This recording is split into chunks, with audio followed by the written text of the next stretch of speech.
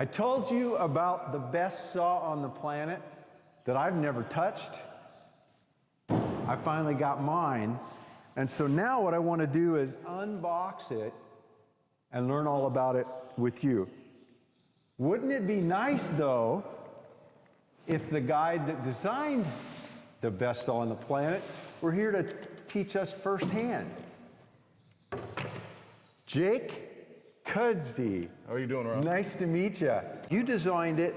It's really special, and when I said it's the best saw on the planet, I wasn't kidding. Now, I've only seen the videos, the video you made on YouTube, but I was, as an experienced framer, I built over 200 houses, and I ran into, on multiple occasions, about every problem you pointed out. And so I was absolutely amazed that somebody actually took the time to do that. So first off, just show me why the saw is different, special, and that there's nothing else like it on the market. Absolutely. The straight flush saw is a worm drive saw. I wanted to go with that for the torque. We went a little extra into our motor. We're sitting at about 12% stronger in torque. We have a larger blade. I wanted to make sure that it had the power that you need on the job site. 3 3/8, 2 3/8. 2 3/8, so 1 inch deeper on this cut than a standard skill saw. The design intent of the saw was to replace the handful of different tools that you have in your truck or trailer. Okay. That you bring and unload to the job site every single day. I wanted to, obsolete our beam saw. I wanted to obsolete our reciprocating saw as necessary tools on the job site every day. Rip guide and all that we're able to, remove, flip over, and now this hangs below surface for any of your repetitive cuts, such as your toe kicks for your stairwells.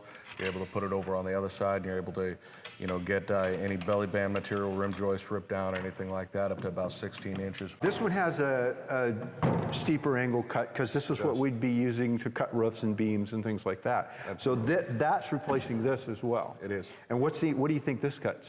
So generally, you're cutting about 3 3/4 deep with that. So 3 3/4, 3 1/8. So this almost matches up, it does the prac gap of what that saw is designed to do. You'll notice that I have a dust cover on the side. It also protects you for safety reasons, keeps material and cords and all that out of the blade. But you have a twist lock right here. Pop that off, you're able to cut flush right against any surface. The straight part of it is obviously, has a lot to do with the way that you aim the saw. Normally you got that little V mark on the nose of the saw and you're trying to aim it. Right here you can see the blade, you see where it cuts. The offset of the blade is actually a little bit further to the left than a skill saw. The skill saw pulls to the left, you got that circular inertia that causes it to pull to the left. We as carpenters adjust the saw to the right. With the straight flush saw, it actually wants to go straight. We designed that pull out of it so that, you can very lightly press on it and it's going to want to go straight, which is going to be less wear and tear on the machine and yourself. Let's say we're going to cut subfloor from a wall. Why don't you just set it up and show me what that looks like? Okay. In a typical environment, I'm going to set my depth to so 3/4 of an inch, and I'm going to go ahead and have my bevel at -5 there. Cutting right against the wall, I'm going to be able to go all the way up into the corner there. Normally this is down. Yep. That's part of just a good stable plate, but now you want to go into the corner, so this flips up. Yep, you can either pull it from the top there, or you got a bottom latch as well right here, so you can pull it either way. And so that allows you to get all the way into the corner here. And as you can see, you have quite the shoe right here for stability. Okay. So I'm actually going to start the saw at a little bit of a forward angle right here. I'm going to rock the saw backward into that corner, so you're getting all the way into that corner, and then you're going to crawl it out onto your further wall there. And then you can drop it down, and you're actually on this side and you're walking it. So I can cut left, right, all the way into the corner. With the straight flush saw, you actually have the benefit of being able to stand that wall fully sheeted through and through. This gives you further benefit because if you're in bad weather, you can leave it as sheeted through and through as a weather break. You can leave it as security break for if you're not wanting people to, go in and out of the house. You can secure the whole building while it's in a framing phase. And then when you have time, after you've been able to more efficiently stand your walls and get onto the interiors and get your next level on, you're actually able to go through, cut those windows and doors out from the inside, and then that plywood then falls to the outside, right where I then put my rip guide back on the saw, and I'll cut that material that I would normally be scrap because it's unusable edges without extra effort. And I'll cut that and I'll fill in, over my rim joist and all that. Production is a big deal. I mean, we want quality first. Absolutely. But you got to get things done, to get to a market price. And so if I can come in as a framer, and I've never done this, but I'm just thinking this through. If I come in as a framer, if I can frame all my walls, sheet all my walls, but not spend the time cutting out the openings, then I can stand this wall up, brace it off, and then I'm on to the next one, and brace, stand it up, and then I've got all my exteriors up, then I can bring in all my interior plates, and all of a sudden I can get all of my walls up, and I've saved all that time cutting out the windows. Then prematurely. Then we can be on to other things, and while one of my guys or me drops back and cuts out the doors and windows from the interior, so I'm not getting on a ladder.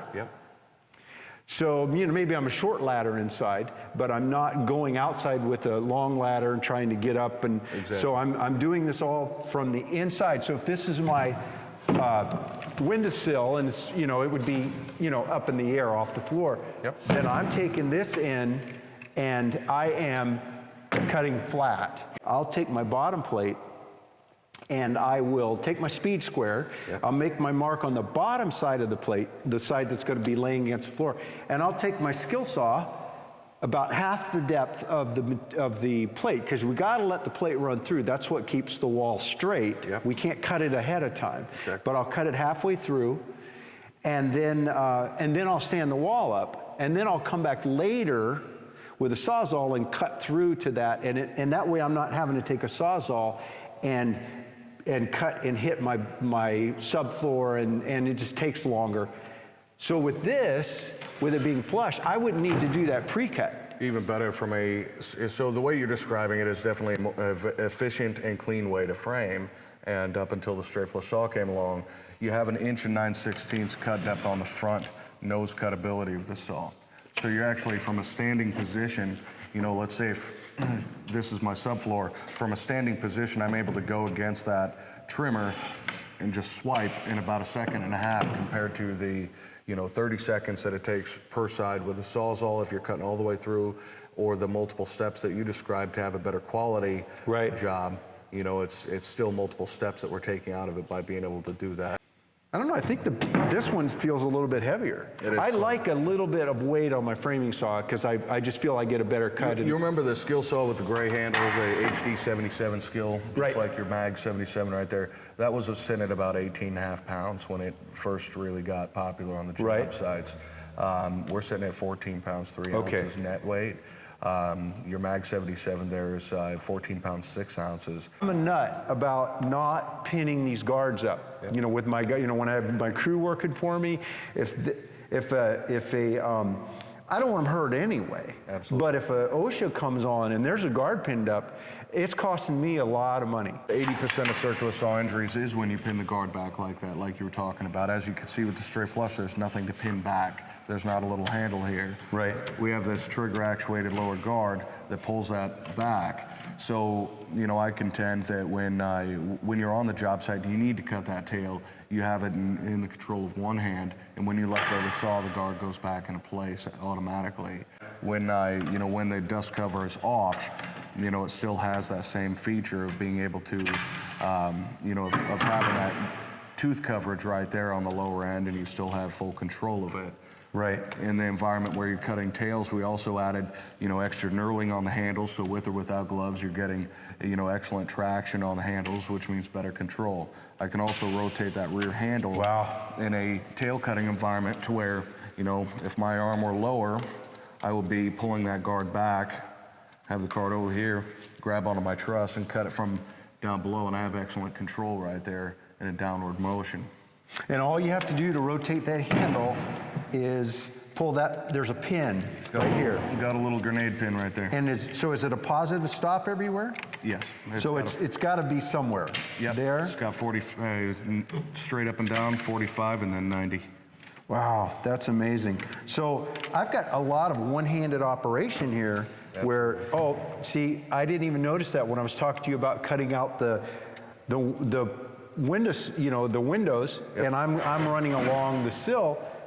I just quickly pull that pin and rotate the handle, and now instead of doing where I was thinking more about like this, which wouldn't have been terrible. Wouldn't have been terrible, but better. But now I can just one-handed push that and get right into that corner.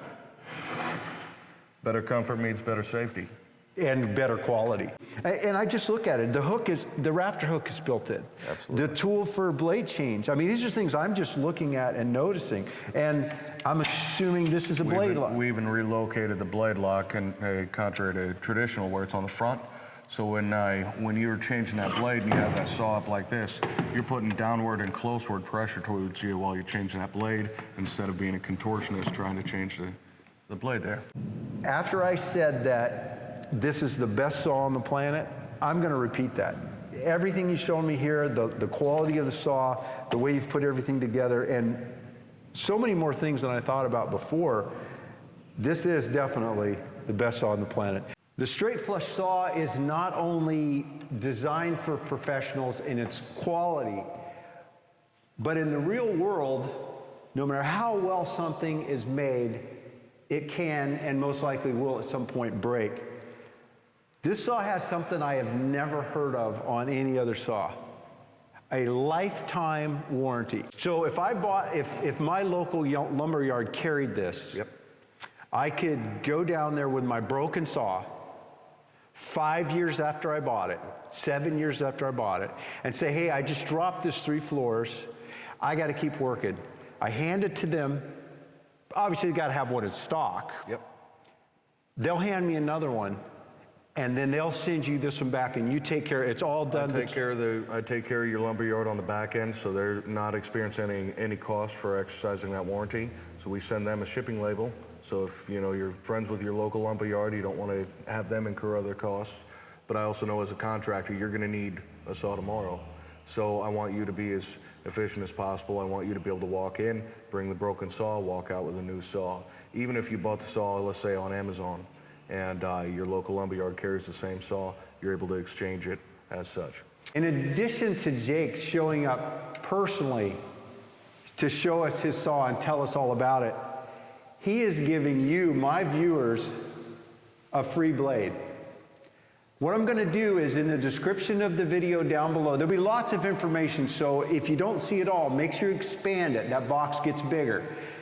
Go down there, and there will be information on how to get this blade. What I think Jake is going to do for us is that he's going to provide a code, and when you purchase your saw and you receive your saw, then with a copy of that receipt and that code that you're going to get from this channel, you send it to him, and he's going to send you a free blade. And these blades they're real high quality, and they're about $49. $49. So that's $50 for you guys for just taking the time to watch this video. Jake, thanks. Thank you so much. You have a good day. Appreciate your time.